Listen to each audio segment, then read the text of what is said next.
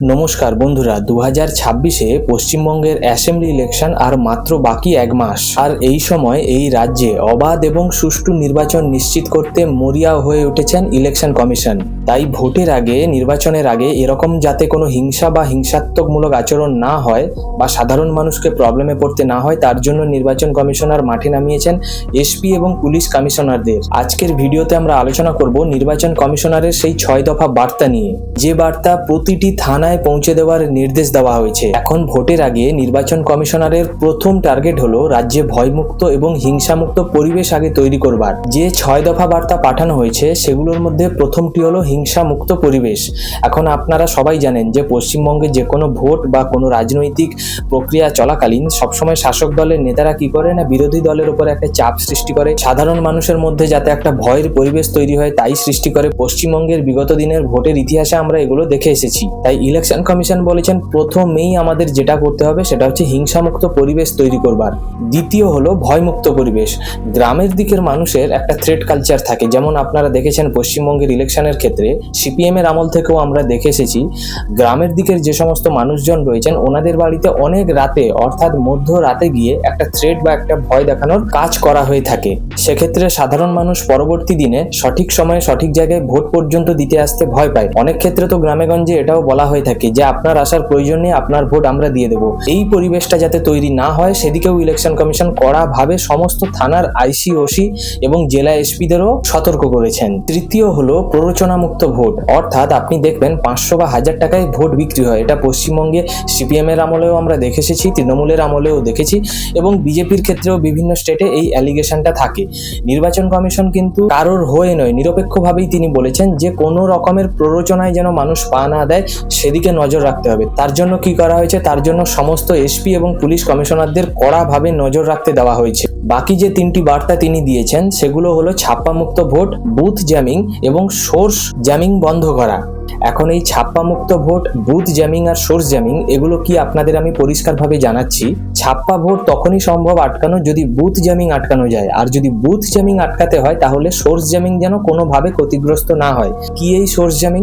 আপনি দেখবেন যে কেন্দ্র বা যে সমস্ত এরিয়াতে ভোট হয় সেই সমস্ত এরিয়াতে পুলিশ প্রশাসন সতর্ক থাকেন, কেন্দ্রীয় বাহিনী থাকেন এবং রিসেন্টলি সুপ্রিম কোর্টের অর্ডারে গত বিধানসভা থেকে সিসিটিভি ক্যামেরা লাগানোর ব্যবস্থা থাকে। ইলেকশন কমিশনারের কাছে এর আগে পশ্চিমবঙ্গের বিরোধী দল ভিডিও প্রমাণ সহ দেখিয়েছেন যে যে কেন্দ্রগুলোতে ঝামেলা হচ্ছে বা ছাপ্পা ভোট হচ্ছে ওই কেন্দ্রগুলোতে কিন্তু সিসিটিভি কোনোভাবেই কাজ করে না বা সিসিটিভি সম্পূর্ণভাবে শাসক দলের দ্বারা ভেঙে দেওয়া হয়। এখন ইলেকশন কমিশন এই বিষয়ের উপরেই গুরুত্ব দিয়েছেন যে সোর্স জ্যামিং যেন কোনোভাবে বন্ধ না হয়, অর্থাৎ পুলিশ প্রশাসনকে এতটাই কড়াভাবে নজর রাখতে হবে যাতে কেউ ছাপ্পা ভোট দিতে না পারে।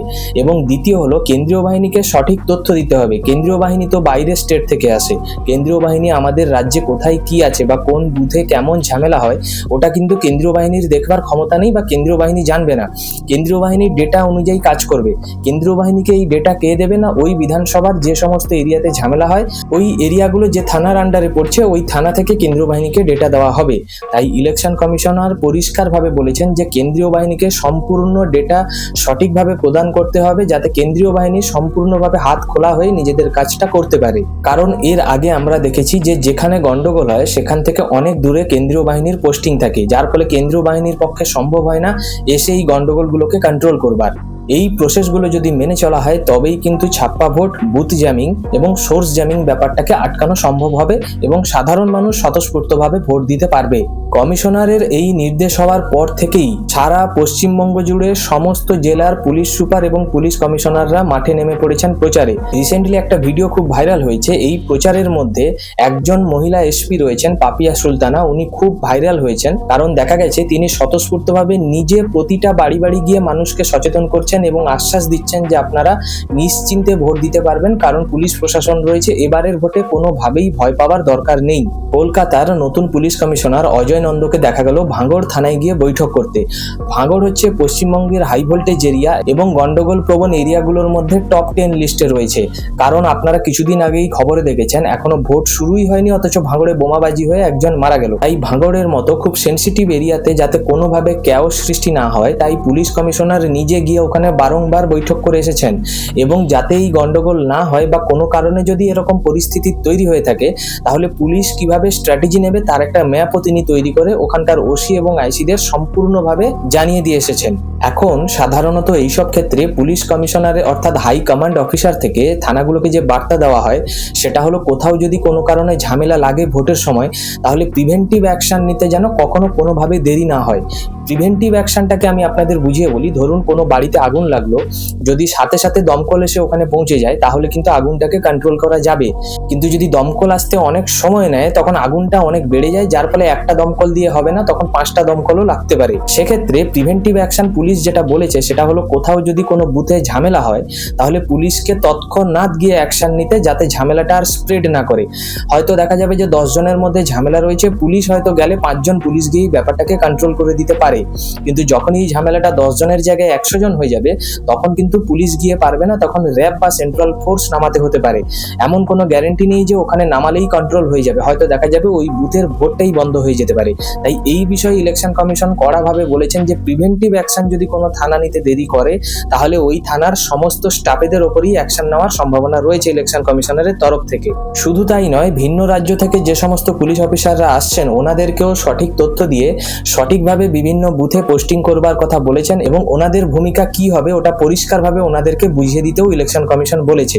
কারণ আপনারা জানেন ইলেকশন কমিশন যখন পশ্চিমবঙ্গে কিছুদিন আগে আসে, কলকাতা এয়ারপোর্ট থেকে নেমে তিনি যখন নিউ টাউনে আসছিলেন ওনাকে চতুর্দিকে ঘিরে গো ব্যাক স্লোগান দেওয়া হয়, কালো পতাকা দেখানো হয় এবং জ্ঞানেশ কুমারকে ভ্যানিশ কুমার পর্যন্ত বলা হয়।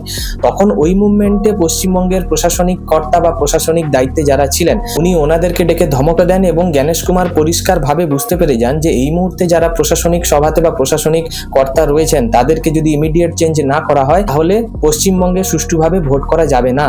তাই তিনি নন্দিনী চক্রবর্তী থেকে শুরু করে পশ্চিমবঙ্গের ডিজি, এসপি হচ্ছেন সম্ভবত সুপ্রতিম সরকার, ওনাদেরও তিনি 24 ঘন্টার মধ্যে চেঞ্জ করে নিজের বডি একটা তৈরি করেছেন। অর্থাৎ যে সমস্ত অফিসারদের তিনি এই মুহূর্তে পোস্টিংয়ে রেখেছেন তারা কোনোভাবেই সরকারের অঙ্গুলি হিলনে কাজ করবে না। অন্যদিকে ভাঙড়ের পুলিশ কমিশনারকে দেখা গেল বাগুইহাটি, লেকটাউন এবং এয়ারপোর্ট থানায়। তিনি এই সমস্ত থানায় গিয়ে কমিশনারের এই 6টি বার্তা কিভাবে নেওয়া হবে বা কিভাবে পালন করা হবে তার একটা স্ট্র্যাটেজিও তৈরি করে দিয়ে এসেছেন।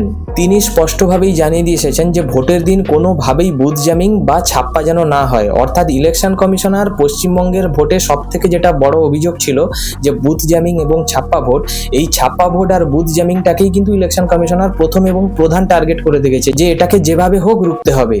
শুধু শহরগুলোতে নয়, কিন্তু গ্রামে গঞ্জেও পুলিশ প্রশাসন এবারে কঠোর হয়েছেন, যেমন বারুইপুর, সোনারপুর, নরেন্দ্রপুর এই সমস্ত জায়গাতেও কিন্তু পুলিশ প্রশাসন কঠোর হয়েছেন। এই সমস্ত জায়গায় যে পুলিশ অফিসার আশ্বাস হওয়ার বার্তা দিচ্ছেন তার নাম হলো কঙ্কর প্রসাদ বাড়ুই। তিনি শুধু পুলিশ অফিসারদের নয়, তিনি প্রতিটি হোমগার্ডকেও সচেতন থাকতে বলেছেন এবং কমিশনারের এই নির্দেশ যাতে স্বতঃস্ফূর্তভাবে মানা হয় সেটির দিকেও নজর রাখতে বলেছেন।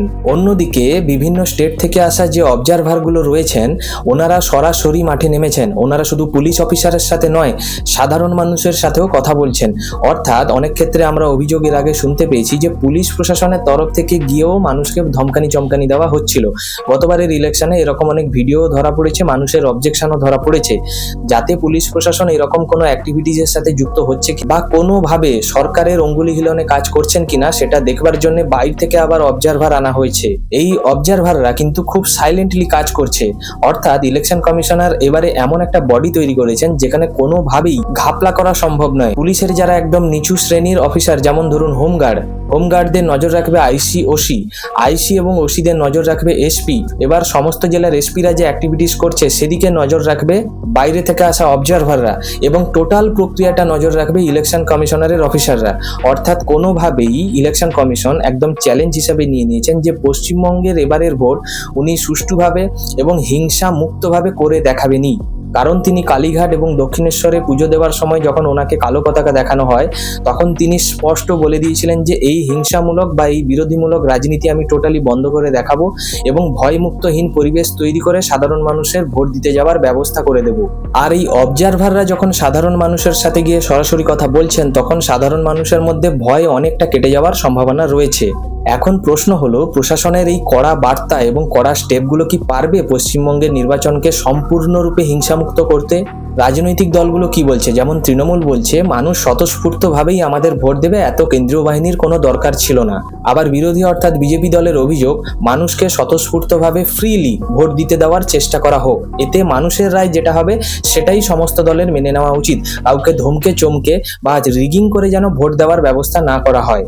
বন্ধুরা, এ বিষয়ে আপনাদের মতামত অবশ্যই জানাবেন। ভিডিওটি ভালো লাগলে লাইক, শেয়ার এবং সাবস্ক্রাইব করুন। এবারের ইলেকশনে রেজাল্ট কি হতে পারে এ সম্পর্কে যদি আপনাদের কোনো মতামত থাকে অবশ্যই কমেন্ট বক্সে জানাবেন।